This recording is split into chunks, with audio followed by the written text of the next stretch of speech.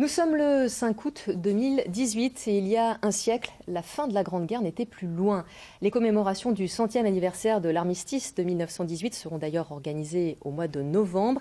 Et c'est à cette occasion que la municipalité de Bossé-sur-Mer, dans les Côtes-d'Armor, a demandé à un artiste de réaliser une œuvre commémorative. Une œuvre qu'il souhaite fortement ancrée dans le territoire. Voyez ce reportage de Nathalie Rossignol et de Fabrice Leroy. C'est ici, juste derrière le monument aux morts dans cette alcôve de l'église de Ploubalay, que l'œuvre de Thibaut Rabillet sera dévoilée le 11 novembre prochain. La toute première commande publique de ce jeune artiste. Peu de municipalités en fait vont vers les artistes contemporains parce que quelque part c'est aussi un petit peu un sanctuaire aujourd'hui, le monument des morts, alors qu'en fait les artistes actuels peuvent donner une nouvelle vision de cette commémoration. Une vision que Thibaut Rabillet a voulu nourrir de témoignages des habitants du territoire, plus que de lecture de grands livres d'histoire. Dès le début, mes voisins, comme Dominique par exemple, sont venus me voir avec des archives qui concernaient leurs grands-parents, en disant j'ai des choses qui peuvent t'intéresser. Et tout ce travail-là a commencé déjà à me permettre d'être immergé dans cette guerre que finalement je connaissais peu.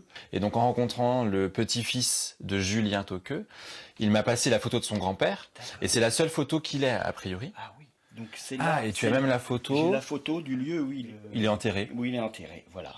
D'accord. Quand j'ai vu ce visage, je me suis dit j'ai le visage de mon personnage parce que je trouvais qu'il était très typé, avec cette moustache, ses gros sourcils, ses traits sur le côté. La majorité des hommes à l'époque avaient ce visage. Et donc du coup, ça me permettait de parler de l'homme universel. Une création qui s'enrichit autant des histoires que des ressources locales. Thibaut Rabillet affectionne particulièrement cette baie de Bossé pour son paysage qui l'inspire et ses pigments qu'elle lui offre. Ça me permet de faire un lien avec le territoire. J'aime bien utiliser la matière première que je trouve sur place directement.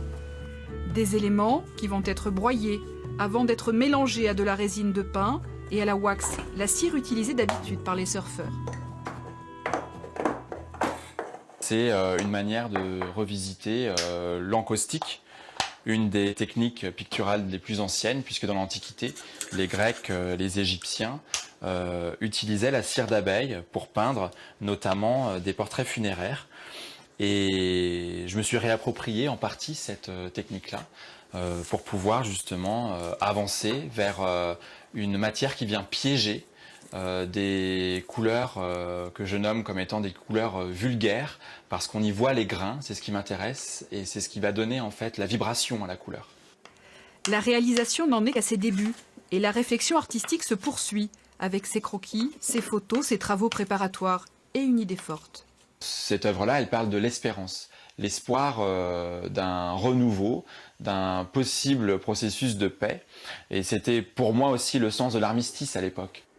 Un regard bien plus pacifiste que patriotique, destiné notamment à la jeunesse qui a finalement un peu déserté la mémoire de cette guerre.